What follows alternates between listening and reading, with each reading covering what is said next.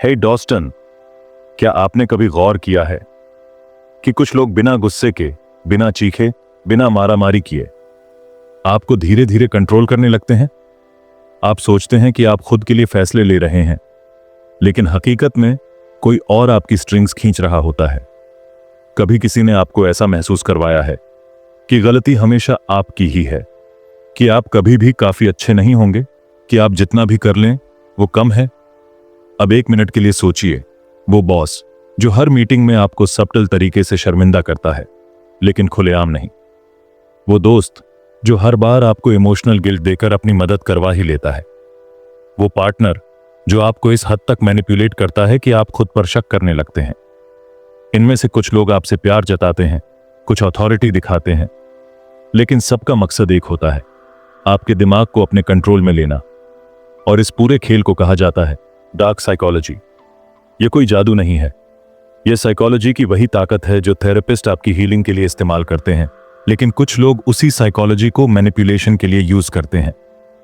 Amy brown की किताब dark psychology secrets and manipulation एक ऐसी खतरनाक सच्चाई को उजागर करती है जिससे हम सब रोज गुजरते हैं लेकिन पहचान नहीं पाते।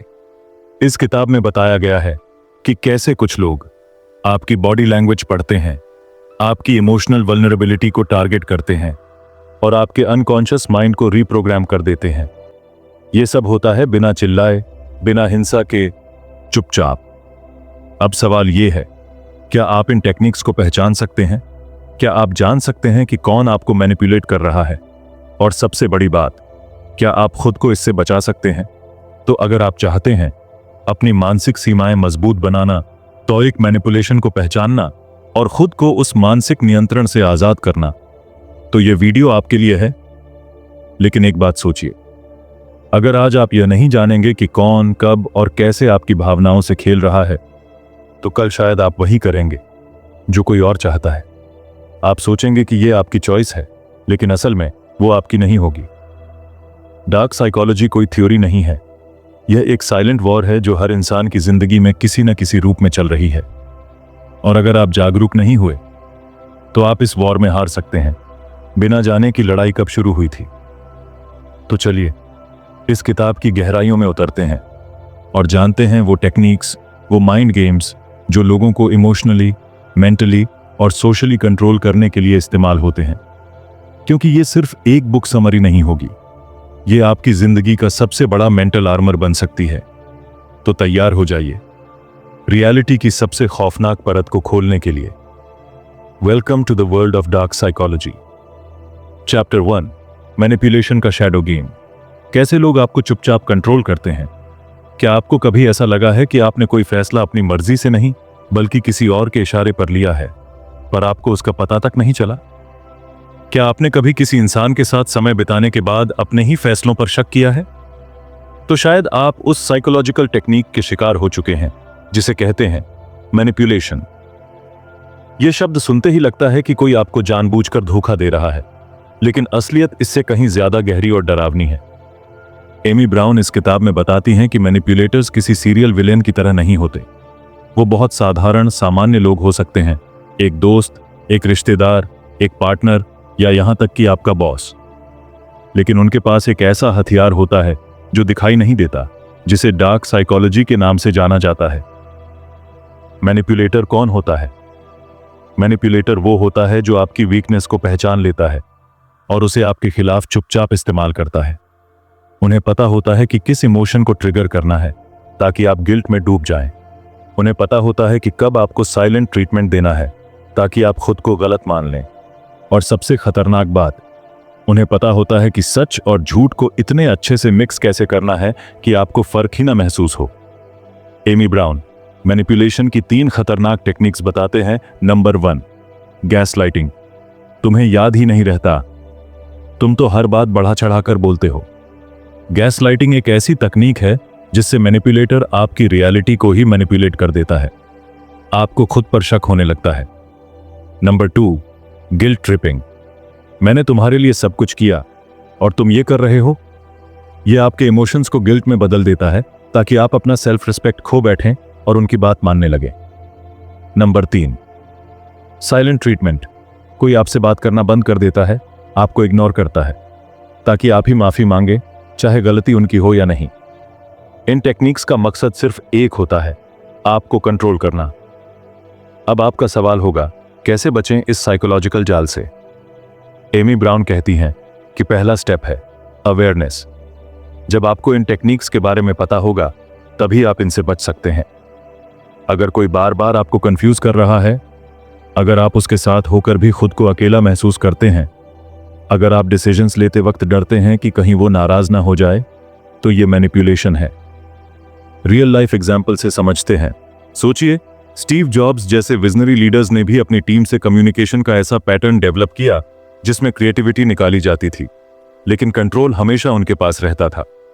या एडोल्फ हिटलर, जिसने प्रोपेगेंडा, फियर और गिल्ट का ऐसा साइकोलॉजिकल प्रयोग किया कि लाखों लोग उसके लिए ब्लाइंड फॉलोअर्स बन गए। यह डार्क साइकोलॉजी का सबसे काला चेहरा था। एमी ब्राउन ये नहीं कहते हैं कि हर इंसान मैनिपुलेटिव होता है, लेकिन वो जरूर कहती हैं कि हर इंसान को ये टेक्निक्स जाननी चाहिए ताकि वो अपनी मानसिक स्वतंत्रता बचा सके। क्योंकि अगर आप अपने दिमाग को दूसरों के नियंत्रण में दे देंगे, तो आपकी सोच, आपकी चुनाव और आपका भविष्य किसी और के हाथों में चला जाएगा। अब आप सोचिए, क्या आप अपनी लाइफ में ऐसे किसी इंसान को जानते हैं जो आपको गिल्ट, कंफ्यूजन और इमोशनल ड्रामा में फंसा देता है? क्या आप बार बार अपने फैसलों से रिग्रेट करते हैं क्योंकि वो आपकी सोच नहीं, किसी और की सोच का नतीजा थे? अगर हां, तो ये समय है जागने का। ये किताब आपको सिर्फ नॉलेज नहीं देती, ये आपको एक मेंटल आर्मर देती है जिससे आप अपने दिमाग की स्टीयरिंग वापस अपने हाथ में ले सकें। तो क्या आप तैयार हैं अपनी साइकोलॉजी को डार्क साइकोलॉजी से बचाने के लिए? आगे के चैप्टर्स में हम जानेंगे कि कैसे आप खुद को इन मैनिपुलेशन ट्रैप से निकाल सकते हैं और दूसरों के मेंटल गेम्स को डिकोड करना सीख सकते हैं। Chapter 2, the silent controllers. कैसे मैनिपुलेटर्स आपकी सोच को रिमोट कंट्रोल से चलाते हैं। क्या आप सोचते हैं कि आपके सारे डिसीजंस आपके खुद के होते हैं? क्या वाकई आपकी सोच, आपकी प्लानिंग और आपकी इमोशंस आपके ही कंट्रोल में है? अगर आपका जवाब हां है, तो आज का चैप्टर आपको झकझोर देगा, क्योंकि एमी ब्राउन बताती हैं कि दुनिया में ऐसे लोग होते हैं जिन्हें कहा जाता है साइलेंट कंट्रोलर्स। ये लोग आपके डिसीजंस को ऐसे मैनिपुलेट करते हैं जैसे कोई रिमोट से टीवी चला रहा हो। हम सबका एक कॉन्शियस माइंड होता है और एक सबकॉन्शियस माइंड। कॉन्शियस माइंड से हम डिसीजंस लेते हैं, लेकिन असली गेम तो सबकॉन्शियस माइंड में होता है। साइलेंट कंट्रोलर्स सीधा आपके सबकॉन्शियस माइंड में एंट्री करते हैं। वो आपकी वैल्यूज, बिलीफ्स और फियर्स को टारगेट करते हैं।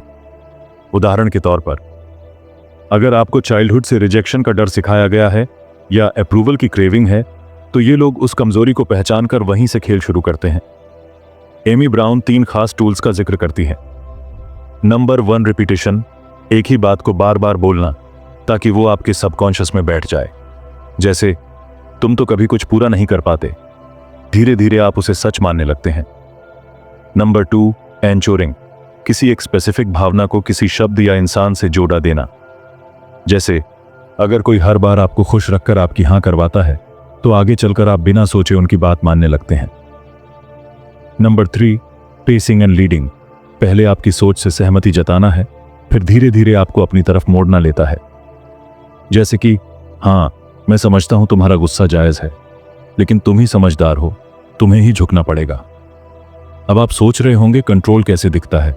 मान लीजिए एक पति जो हर बार बहस के बाद चुपचाप घर छोड़ देता है ताकि पत्नी खुद को गलत समझे। एक दोस्त जो हर बार आपकी सक्सेस को छोटा दिखाता है और आपको गिल्ट में डालता है। एक बॉस जो आपकी इनसिक्योरिटी को पढ़कर आपको ज्यादा काम के लिए पुश करता है, ये जानते हुए कि आप ना नहीं कह सकते। ये सब साइलेंट कंट्रोलर्स हैं, और ये कभी आपको जोर से नहीं चिल्लाते, ये विस्पर करते हैं आपके माइंड में। कैसे बचें इस रिमोट कंट्रोल से? एमी ब्राउन बताती हैं, इसका पहला एंटीडोट है सेल्फ अवेयरनेस। जब भी आपको ऐसा लगे कि आप किसी के साथ होकर खुद को कमजोर, डरा हुआ या गिल्ट में फंसा हुआ महसूस करते हैं, पॉज लीजिए। खुद से पूछिए, क्या ये मेरा डिसीजन है या किसी का दबाव? क्या मैं अपनी इच्छा से कुछ कर रहा हूं या अप्रूवल पाने के लिए? दूसरा स्टेप है बाउंड्रीज सेट करना। मैनिपुलेटर सबसे पहले आपकी बाउंड्रीज तोड़ते हैं, इसलिए उन्हें मजबूत बनाइए। मुझे ये बात पसंद नहीं आई, मैं अभी इस टॉपिक पर बात नहीं करना चाहता। ये स्मॉल स्टेटमेंट्स आपकी मेंटल सेफ्टी बनाते हैं। अब सोचिए, अगर आपके दिमाग का रिमोट किसी और के हाथ में है तो आप असल में किस जिंदगी को जी रहे हैं, उनकी या अपनी? एमी ब्राउन का यह चैप्टर हमें यह सिखाता है कि मैनिपुलेटर्स लाउड नहीं होते, वो आपके अंदर विस्पर करते हैं, और अगर आप उन्हें पहचान नहीं पाए तो वो आपकी पहचान मिटा सकते हैं। तो क्या आप तैयार हैं अपना रिमोट वापस लेने के लिए? अगले चैप्टर में हम जानेंगे उन डार्क पर्सुएजन टेक्निक्स के बारे में जो बड़े बड़े लीडर्स, इन्फ्लुएंसर्स और कल्ट लीडर्स इस्तेमाल करते हैं, और कैसे आप उनसे अपने दिमाग की रक्षा कर सकते हैं। तो जुड़े रहिए और याद रखिए, जानना ही पहला हथियार है। Chapter 3, emotional manipulation. जब आपकी भावनाओं को हथियार बना लिया जाए, कभी कभी लोग आपके दिल से नहीं, आपकी कमजोरी से प्यार करते हैं, और फिर वही कमजोरी उनका सबसे बड़ा हथियार बन जाती है। क्या आपने कभी महसूस किया है कि कोई आपको लगातार गिल्ट महसूस कराता है, आपको यह विश्वास दिलाता है कि हर गलती आपकी है, और आप अपने ही फैसलों पर शंका करने लगते हैं? तो हो सकता है आप इमोशनल मैनिपुलेशन का शिकार हो रहे हों। एमी ब्राउन बताती हैं कि इमोशनल मैनिपुलेशन डार्क साइकोलॉजी का सबसे सब्टल लेकिन सबसे खतरनाक हथियार होता है। इमोशनल मैनिपुलेटर्स क्या करते हैं? वो आपको गिल्ट ट्रिप पर भेजते हैं। वो आपको बार बार यह याद दिलाते हैं कि उन्होंने आपके लिए कितना कुछ किया ताकि आप इमोशनली दबाव में आ जाएं। वो आपकी फीलिंग्स को ट्विस्ट करते हैं और आपको इमोशनली वीक बनाते हैं। धीरे धीरे आप उनकी वैलिडेशन के बिना कोई फैसला लेना बंद कर देते हैं। चलिए एक उदाहरण से समझते हैं। मान लीजिए कोई इंसान आपको हर बार इमोशनल करके अपने फायदे के लिए मना लेता है, जैसे अगर तुम मुझसे प्यार करते तो तुम ये जरूर करते। अब आप सोचते हैं शायद वाकई में गलती मेरी है। आप अपने ही इमोशंस पर शक करने लगते हैं। यही है इमोशनल हाईजैक। आपकी भावनाएं आपके खिलाफ इस्तेमाल हो रही हैं। एमी ब्राउन कहती हैं, इमोशनल मैनिपुलेटर्स कुछ कॉमन टेक्निक्स का इस्तेमाल करते हैं। पहला, गिल्ट इंडक्शन, आपको शर्मिंदा कर देता है। दूसरा, गैसलाइटिंग, आपकी परसेप्शन को मैनिपुलेट करना ताकि आप खुद पर ही भरोसा न कर पाएं। तीसरा, साइलेंट ट्रीटमेंट, बिना कुछ कहे इमोशनल टॉर्चर देना। और चौथा है लव बॉम्बिंग, आपको ध्यान, प्यार और अप्रिसिएशन से भर देना, लेकिन सिर्फ तभी जब आप उनकी बात माने। अब आप सोच रहे होंगे तो इससे बचे कैसे? अवेयरनेस, सबसे पहले समझिए कि मैनिपुलेशन हो रहा है। इमोशनल बाउंड्रीज, अपनी सीमाएं तय कीजिए। हर इमोशन का जवाब देना आपकी जिम्मेदारी नहीं है। वैलिडेट योरसेल्फ, किसी और की अप्रूवल पर अपनी सेल्फ वर्थ टिकाकर मत चलिए। और fourth, respond, don't react. Manipulators चाहते हैं कि आप रिएक्ट करें, लेकिन आप कामली रिस्पॉन्ड करें। एक पावरफुल रिमाइंडर, आपके इमोशंस आपकी ताकत हैं, लेकिन अगर आप खुद उन्हें न समझें तो कोई और उन्हें आपके खिलाफ इस्तेमाल कर सकता है। इस चैप्टर के अंत में आपको समझ आ गया होगा कि इमोशनल मैनिपुलेशन क्या है, ये कैसे काम करता है और इससे कैसे बाहर निकला जा सकता है। लेकिन सफर यहीं नहीं रुकता। अगले चैप्टर में हम बात करेंगे NLP यानी न्यूरो लिंग्विस्टिक प्रोग्रामिंग की, और कैसे कुछ लोग आपके शब्दों, बॉडी लैंग्वेज और माइंड पैटर्न्स को डिकोड करके आपको कंट्रोल करते हैं बिना आपकी इजाजत के। तो जुड़े रहिए, क्योंकि अगला चैप्टर और भी ज्यादा खोलने वाला है इस अंधेरे खेल के राज। चौथा अध्याय, NLP, जब शब्द बन जाएं मानसिक हथियार। क्या आपने कभी सोचा है कि कोई सिर्फ शब्दों के जरिए आपके दिमाग को हाईजैक कर सकता है?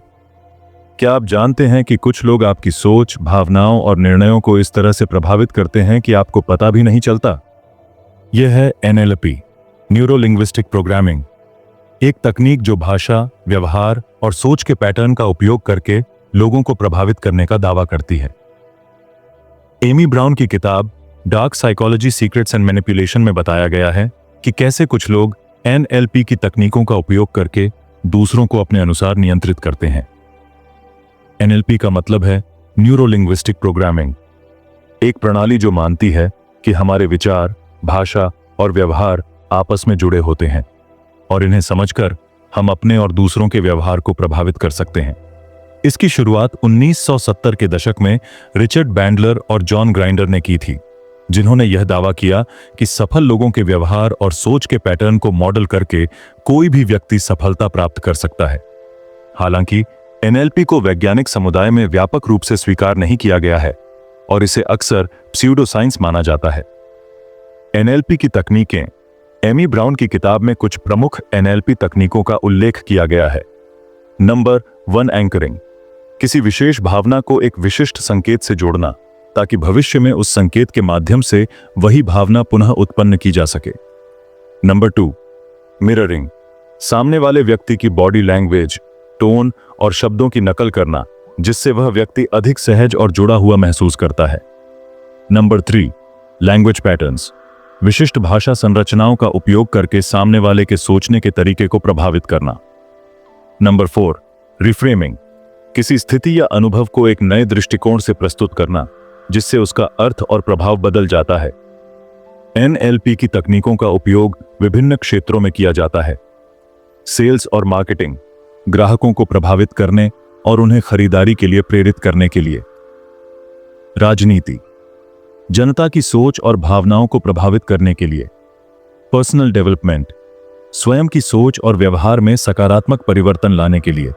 हालांकि एमी ब्राउन चेतावनी देती हैं कि कुछ लोग इन तकनीकों का दुरुपयोग करके दूसरों को मानसिक रूप से नियंत्रित करने की कोशिश करते हैं। NLP से कैसे बचें? अगर आप महसूस करते हैं कि कोई व्यक्ति आपकी भाषा या व्यवहार की नकल कर रहा है, आपको विशेष शब्दों या संकेतों के माध्यम से प्रभावित करने की कोशिश कर रहा है, आपकी सोच या निर्णयों को बदलने के लिए विशेष भाषा संरचनाओं का उपयोग कर रहा है, तो सतर्क हो जाइए। शब्द केवल संचार का माध्यम नहीं है, वे मानसिक हथियार भी बन सकते हैं। अगर आप नहीं जानते कि आपके साथ क्या हो रहा है, तो आप उसे रोक नहीं सकते। इसलिए जागरूक बनें, सतर्क रहें और अपने दिमाग की चाबी किसी और के हाथ में न दें। अगले चैप्टर में हम बात करेंगे हिप्नोसिस और सजेशन की और कैसे कुछ लोग आपके अवचेतन मन में प्रवेश करके आपके व्यवहार को प्रभावित करते हैं। Chapter 5, hypnosis. जब आपकी सोच आपके कंट्रोल में नहीं होती, क्या आपने कभी सोचा है कि कोई आपकी आंखों में देखकर आपको ऐसा कुछ करने के लिए मना सकता है जो आप होश में कभी नहीं करते? क्या आप यकीन करेंगे अगर मैं कहूं कि कुछ लोग आपकी चेतना को बाईपास करके सीधे आपके अवचेतन मन को कंट्रोल कर सकते हैं? यह कोई जादू नहीं, कोई तंत्र मंत्र नहीं, यह है हाइप्नोस। एमी ब्राउन की किताब dark psychology secrets and manipulation हमें इस रहस्यमयी मनोवैज्ञानिक हथियार की गहराइयों में ले जाती है, जहां विचारों की चुपचाप चोरी होती है और इच्छाएं धीरे धीरे किसी और की हो जाती हैं। हाइप्नोस क्या है? हाइप्नोस कोई फिल्मी धोखा नहीं है, बल्कि एक साइकोलॉजिकल स्टेट है जहां इंसान की चेतना धीमी हो जाती है और अवचेतन मन पूरी तरह से सक्रिय हो जाता है। इस अवस्था में व्यक्ति बाहरी बातों पर कम ध्यान देता है और सुझावों को ज्यादा खुलकर स्वीकार करता है, और सबसे अहम, सोचने समझने की शक्ति कुछ समय के लिए कमजोर हो जाती है। यही वह समय होता है जब कुछ लोग अपने सुझावों को आपकी सोच में धीरे से इंसर्ट कर देते हैं, और वो सुझाव कब आपकी सोच बन जाते हैं आपको पता भी नहीं चलता। अब आप सोच रहे होंगे, मैनिपुलेटिव हिप्नोसिस कैसे काम करता है? एमी ब्राउन बताती हैं कि डार्क साइकोलॉजी में हिप्नोसिस को 2 हिस्सों में बांटा जा सकता है। नंबर 1, डायरेक्ट हिप्नोसिस, जहां व्यक्ति को रिलैक्स किया जाता है और सीधे निर्देश दिए जाते हैं, जैसे अब जब तुम शांत हो तो मेरी बातों को ध्यान से सुनो और जो मैं कहूं वही महसूस करो। नंबर 2, कोवर्ट हिप्नोसिस, यानी छुपा हुआ हिप्नोटिज्म। इसमें सामने वाला यह तक नहीं जान पाता कि वो धीरे धीरे हिप्नोटिक ट्रांस में जा रहा है। इसे हासिल किया जाता है खास भाषा संरचनाओं, रिपीटेशन और टोन के जरिए। कोवर्ट हिप्नोसिस का इस्तेमाल सेल्स, लीडरशिप, पिकअप आर्टिस्ट्स और यहां तक कि कल्ट लीडर्स भी करते हैं, ताकि वो अपने अनुयायियों की सोच पर कब्जा कर सकें। अगर आप ये पहचानना चाहते हैं कि कोई व्यक्ति आपको हिप्नोटाइज करने की कोशिश कर रहा है, तो ध्यान दें, वो बार बार एक ही शब्दों या वाक्यों को दोहराता है। उसकी आवाज एक लय में चल रही होती है, धीमी और सम्मोहक। वो आपकी आंखों में लंबे समय तक देखने की कोशिश करता है, आपको बार बार रिलैक्स होने या कल्पना करने के लिए कहता है। हिप्नोसिस अक्सर भावनात्मक हालातों में ज्यादा असरदार होता है, जब आप दुखी हों, डर में हों या बहुत ज्यादा गुस्से में हों, क्योंकि उस वक्त आपका कॉन्शियस माइंड थक चुका होता है और सबकॉन्शियस पूरी तरह खुला होता है। एमी ब्राउन हिप्नोसिस से बचने के कुछ शक्तिशाली उपाय देती हैं, जो आपको इस मानसिक जाल से बचा सकते हैं। Number 1, emotional control. अपनी भावनाओं को पहचानें और कंट्रोल करना सीखें। अगर आप भावनात्मक रूप से संतुलित हैं, तो कोई आपको इतनी आसानी से हिप्नोटाइज नहीं कर सकता। Number 2, self awareness. अगर आपको लग रहा है कि आपकी सोच आपकी नहीं रही, तो एक स्टेप पीछे लें और विश्लेषण करें, क्या यह विचार सच में मेरा है? Number 3, interrupt the pattern. जब भी कोई व्यक्ति रिपीटेटिव टोन या शब्दों में बोल रहा हो, बीच में कोई अलग सवाल पूछें या माहौल बदलें। इससे हिप्नोटिक पैटर्न टूट जाएगा। And number 4, avoid suggestivity zones. बहुत थके, उदास या नशे की हालत में कोई गंभीर निर्णय ना लें, क्योंकि यही वो समय होता है जब मनोवैज्ञानिक शिकार सबसे आसान होता है। सच्चा खतरा वही होता है जो दिखाई नहीं देता। और अगर कोई आपके विचारों पर धीरे धीरे कब्जा कर रहा हो, तो खतरे की सबसे बड़ी पहचान यही है कि आप उसे पहचान नहीं पा रहे। तो अगली बार जब कोई आपको कहे बस आंखें बंद करो और मेरी आवाज सुनो, तो जरा होशियार हो जाना, शायद खेल शुरू हो चुका हो। अगले चैप्टर में हम जानेंगे इमोशनल एक्सप्लॉयटेशन के बारे में। कैसे कुछ लोग आपके सबसे निजी जज्बातों को हथियार बना देते हैं और आपको वहीं चोट पहुंचाते हैं जहां आप सबसे ज्यादा संवेदनशील होते हैं। Chapter 6, emotional exploitation. जब आपकी फीलिंग्स किसी और के हाथ में होती हैं, क्या आपने कभी किसी ऐसे इंसान से रिश्ता रखा है जिसने शुरुआत में आपको बहुत खास महसूस कराया, लेकिन धीरे धीरे आपकी हर खुशी, हर दर्द को अपने कंट्रोल में ले लिया? जिसने कभी आपके आंसू पोंछे, लेकिन फिर वही इंसान आपकी सबसे गहरी कमजोरियों को बार बार कुरेदने लगा? अगर हां, तो आप इमोशनल एक्सप्लॉयटेशन का शिकार हो चुके हैं। एमी ब्राउन की यह चैप्टर उस काले जाल को उजागर करता है जहां इंसान की भावनाएं हथियार बन जाती हैं और सामने वाला उस हथियार का उपयोग करता है आपके ही खिलाफ। इमोशनल एक्सप्लॉयटेशन यानी भावनात्मक शोषण। इसका मतलब होता है किसी की भावनाओं का फायदा उठाकर उसे गिल्ट, फियर या शेम में डालना, ताकि वो व्यक्ति अपने फैसलों में कमजोर पड़ जाए। यह आमतौर पर होता है नजदीकी रिश्तों में, जैसे पार्टनर, माता पिता या दोस्त। ऑफिस में, जब कोई बॉस या कलीग आपकी दयालुता को कमजोरी समझ ले। सोशल सर्कल में, जब लोग सिंपैथी के नाम पर आपको इमोशनली ब्लैकमेल करते हैं। एमी ब्राउन बताती हैं कि इमोशनल एक्सप्लॉयटेशन एक सुबटल आर्ट है। यह धीमे धीमे शुरू होता है। नंबर 1, ट्रस्ट बिल्ड करना। सबसे पहले वह इंसान आपको ऐसा महसूस कराता है कि आप सबसे खास हैं। वह आपको समझता है, आपकी केयर करता है। नंबर 2, वीकनेस कलेक्ट करना। फिर वह आपकी पर्सनल बातें जानने की कोशिश करता है, आपकी insecurities, guilt, past trauma, emotional triggers. Number 3, manipulation शुरू होना। एक बार जब उसे आपकी कमजोरियां पता चल जाती हैं, तो वह उन्हें सब्टल तरीकों से आपके खिलाफ इस्तेमाल करना शुरू कर देता है। जैसे, तुम तो वैसे भी कभी कुछ ठीक से नहीं कर पाते। अगर तुम मुझसे प्यार करते तो ऐसा नहीं करते। तुम्हारी वजह से ही सब कुछ खराब हुआ है। ये शब्द सीधे दिल में चुभते हैं, क्योंकि वह इंसान जानता है कहां चोट करनी है। मैनिपुलेटर्स कौन होते हैं? एमी ब्राउन के अनुसार ये लोग दिखने में बिल्कुल सामान्य लगते हैं। ये चार्मिंग हो सकते हैं, एम्पैथेटिक लग सकते हैं, लेकिन उनके इरादे हमेशा सेल्फिश होते हैं। ये लोग आपके इमोशंस को एक जॉयस्टिक की तरह कंट्रोल करना जानते हैं। आज आपको गिल्ट फील कराएंगे, कल सिंपैथी दिखाएंगे और परसों ब्लेम करेंगे। उनका मकसद होता है आपको इमोशनली अनस्टेबल बनाना, ताकि आप सोचने की ताकत खो बैठें और उनकी बातों को ही अपनी सच्चाई मानने लगें। कैसे पहचानें कि आप शिकार बन रहे हैं? अगर आपको यह लगता है कि आप बार बार खुद को जस्टिफाई कर रहे हैं, आपको लगता है कि आप कभी अच्छे नहीं हो सकते, आपको इमोशनल गिल्ट या शेम का एहसास दिलाया जा रहा है, आपकी सेल्फ एस्टीम धीरे धीरे गिर रही है, तो सावधान हो जाइए। यह संकेत है कि आप इमोशनल एक्सप्लॉयटेशन के जाल में फंस चुके हैं। एमी ब्राउन इससे बचने के 5 प्रमुख तरीकों की सलाह देते हैं। नंबर 1, बाउंड्रीज सेट करें। किसी को भी आपकी पर्सनल इमोशंस का गलत इस्तेमाल करने की अनुमति मत दीजिए। Number 2, emotional detachment. हर बात को दिल पर ना लें।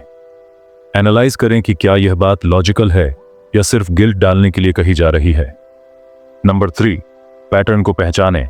क्या वही इंसान बार बार आपको गलत ठहराता है? क्या हर बार वही आपको इमोशनल ट्रैप में डालता है? Number 4, self validation. दूसरों की वैलिडेशन पर निर्भर मत रहिए, अपने इमोशंस को खुद वैलिडेट करना सीखिए। एंड नंबर 5, सपोर्ट सिस्टम बनाएं, अकेले न रहें। किसी दोस्त, थेरेपिस्ट या ऐसे इंसान से बात करें जो आपको न्यूट्रल और सेफ फील कराए। फीलिंग्स इंसान की सबसे खूबसूरत ताकत होती है, लेकिन जब कोई उन्हें अपने फायदे के लिए इस्तेमाल करे तो वही ताकत सबसे बड़ा जाल बन जाती है। अगर कोई आपकी गिल्ट और लव के बीच कंफ्यूजन पैदा कर रहा है तो यकीन मानिए वो आपका भला नहीं चाहता। इमोशंस आपकी आवाज है, उन्हें किसी और के कंट्रोल में मत दीजिए। अगले चैप्टर में हम बात करेंगे गैस लाइटिंग के बारे में, कैसे कुछ लोग आपकी ही सोच को मैनिपुलेट कर देते हैं और आपको इस कदर डाउट में डालते हैं कि आप अपनी ही यादों पर भरोसा करना छोड़ देते हैं। चैप्टर 7 गैस लाइटिंग, जब आपकी रियलिटी ही आपसे छीन ली जाती है।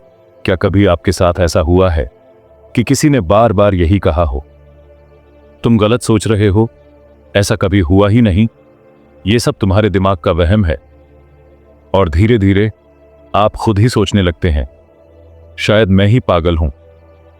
अगर ऐसा हुआ है तो आप गैस लाइटिंग का शिकार हुए हैं।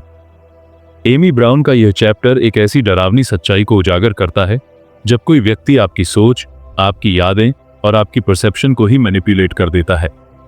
गैस लाइटिंग होता क्या है? गैस लाइटिंग एक साइकोलॉजिकल मैनिपुलेशन टेक्निक है जिसमें सामने वाला जानबूझकर आपको इस बात पर शक दिलाता है कि जो आपने देखा वो सच था या नहीं, जो आपने महसूस किया वो वाकई हुआ था या नहीं, और जो आप सोच रहे हैं वो सही है या सिर्फ पागलपन। ये स्ट्रैटेजी इतनी सब्टल होती है कि धीरे धीरे आप अपनी मेमोरी, जजमेंट और रियलिटी पर भरोसा करना छोड़ देते हैं और पूरी तरह उस इंसान के नैरेटिव पर निर्भर हो जाते हैं। जरा सोचिए, आपने अपने पार्टनर को किसी झूठ में पकड़ा, लेकिन वो कहता है तुम्हें गलत फहमी हो रही है, ऐसा कुछ हुआ ही नहीं। आपने कुछ क्लियरली याद रखा है, लेकिन सामने वाला कहता है तुम हमेशा चीजें बढ़ा चढ़ाकर सोचते हो। आपको बार बार ऐसा महसूस कराया जाता है कि आपकी फीलिंग्स ओवर रिएक्शन हैं। धीरे धीरे आप कंफ्यूज्ड, लो कॉन्फिडेंट और इमोशनली ड्रेन्ड महसूस करने लगते हैं। गैस लाइटर कैसे काम करता है? एमी ब्राउन बताती हैं कि गैस लाइटिंग आमतौर पर कुछ स्टेजेस में होता है। लाई एंड डिनाई, सबसे पहले गैस लाइटर झूठ बोलता है और सब डिनाई करता है। रेपिटेशन, वही बात बार बार दोहराई जाती है ताकि आपके दिमाग में शक की लकीरें गहरी हों। एस्केलेट, अब गैस लाइटर आपकी इमोशंस को अटैक करता है। तुम ओवरली सेंसिटिव हो, तुम अनस्टेबल हो, तुम्हें थेरेपी की जरूरत है। आइसोलेशन, धीरे धीरे वो आपको दूसरों से काट देता है ताकि आप उसकी बातों पर और ज्यादा भरोसा करने लगें। कंट्रोल, अंत में आप अपनी जजमेंट खो देते हैं और उसके कंट्रोल में आ जाते हैं। यह क्यों खतरनाक है? गैस लाइटिंग सिर्फ मैनिपुलेशन नहीं है, यह एक आइडेंटिटी इरेजर प्रोसेस है। यह आपके आत्मविश्वास को खत्म करता है, आपके फैसलों को कमजोर करता है, आपको उस इंसान पर इमोशनली डिपेंडेंट बना देता है जो खुद आपकी मेंटल ब्रेकडाउन का कारण है। और सबसे बड़ी बात, आपको पता भी नहीं चलता कि आप मैनिपुलेटेड हो रहे हैं। कैसे पहचानें कि आप गैस लाइटिंग का शिकार हैं? अगर आपको लग रहा है कि आप अपनी यादों पर भरोसा नहीं कर पा रहे हैं, आप हर समय खुद को ही दोष देने लगे हैं, आप सोचने लगे हैं कि शायद मैं ही गलत हूं, आप किसी से बात करने से पहले डरने लगे हैं, तो ये रेड अलर्ट है, कोई आपकी रियलिटी से खेल रहा है। सीन 6, इससे कैसे बाहर निकला जाए? एमी ब्राउन के अनुसार इससे निकलने के लिए आपको 3 चीजें करनी होंगी। रियलिटी को लिखिए, जो हुआ उसे डायरी में लिखिए ताकि कोई बाद में आपको कंफ्यूज ना कर सके। ट्रस्ट योर इंस्टिंक्ट, अगर आपको लगता है कि कुछ गलत हो रहा है तो मानिए, आपकी गट फीलिंग कभी झूठ नहीं बोलती। Speak to a third person, किसी भरोसेमंद इंसान से बात कीजिए जो आपको वैलिडेट कर सके। इमोशनल डिस्टेंस रखिए, उस व्यक्ति से थोड़ा दूर जाइए ताकि आप क्लियर सोच सकें।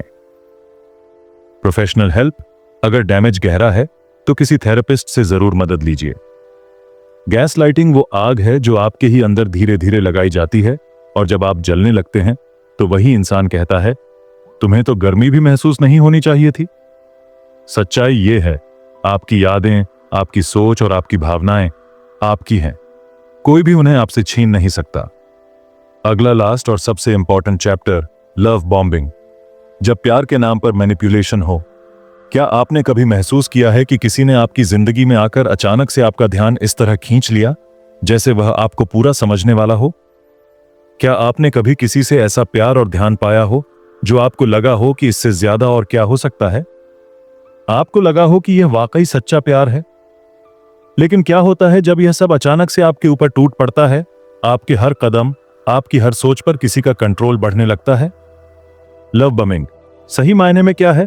लव बॉम्बिंग वह टेक्निक है जिसमें कोई व्यक्ति आपको बेहद तेजी से और अत्यधिक प्यार, ध्यान, तारीफ और उपहारों से भर देता है।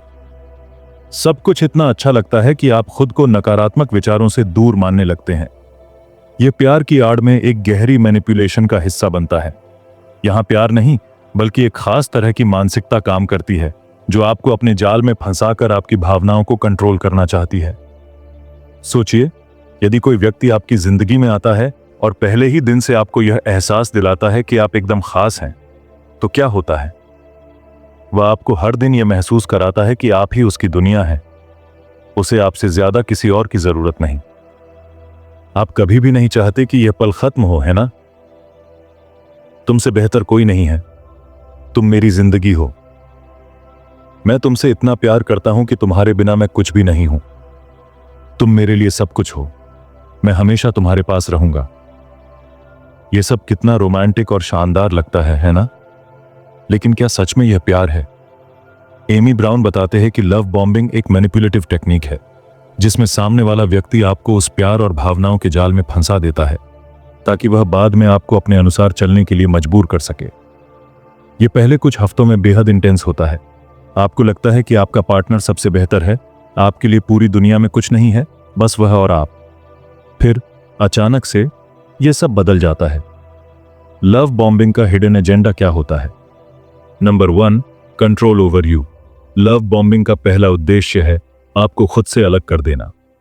यह एक व्यक्ति को आपके नियंत्रण में रखने का तरीका है ताकि वह किसी भी समय आपको अपनी इच्छाओं और जरूरतों के अनुसार बदल सके। Number 2, fast intimacy. यह टेक्निक किसी रिश्ते को जल्दी से गहरा बनाने के लिए इस्तेमाल होती है ताकि आप जल्दी से उस व्यक्ति के साथ इमोशनली जुड़ जाएं और फिर उसे आसानी से मैनिपुलेट किया जा सके। Number 3, break down your walls. यह टेक्निक आपको आपके डर और संकोच से बाहर लाकर आपको पूरी तरह से खुला और वल्नरेबल बना देती है। अब आप हर काम को अपने पार्टनर की खुशी के लिए करने को तैयार रहते हैं। Science of love bombing. क्या आप इन चीजों को पहचान सकते हैं? Number 1, too much too soon. जब कोई व्यक्ति अचानक से आपसे बहुत ज्यादा प्यार जताने लगे, ज्यादा फोन कॉल्स, ज्यादा मैसेजेस और एकदम बहुत ज्यादा अटेंशन, यह एक संकेत हो सकता है कि वह लव बॉम्बिंग कर रहा है। Number 2, overwhelming compliments and gifts. बिना कारण के लगातार तारीफें और महंगे गिफ्ट्स देना। इससे वह आपको यह एहसास दिलाने की कोशिश करता है कि आप उसके लिए सबसे खास हैं। Number 3, fast tracking the relationship. यह व्यक्ति चाहता है कि आप जल्दी से उसके साथ गहरे रिश्ते में बंध जाएं। वह आपकी भावनाओं को तेजी से पकड़े हुए है ताकि आप जल्दी से उसकी इच्छाओं को समझें और पूरा करें। And number 4, isolation. शुरुआत में वह आपको बेहद लाड प्यार और ध्यान देता है, लेकिन जैसे ही आप उसके जाल में फंस जाते हैं, वह आपको बाकी लोगों से दूर करने की कोशिश करता है। वह आपके परिवार और दोस्तों से आपकी दूरी बढ़ाने का काम करता है। क्या यह आपको नुकसान पहुंचा सकता है? बिल्कुल। जब लव बॉम्बिंग का शिकार होते हैं तो यह आपके मानसिक स्वास्थ्य और आत्मसम्मान पर बहुत असर डाल सकता है। एक व्यक्ति आपको इतना प्यार देता है कि आप उसकी बातों के बिना नहीं रह पाते, और जब वह आपको इमोशनल डिपेंडेंसी में फंसा लेता है तो फिर वह आपकी कमजोरियों का फायदा उठाता है। यह स्थिति आपको कंफ्यूज्ड, कमजोर और अकेला बना सकती है, क्योंकि आप समझ नहीं पाते कि आपका प्यार वास्तविक था या फिर केवल एक मैनिपुलेशन टेक्निक का हिस्सा। इससे बचने के उपाय।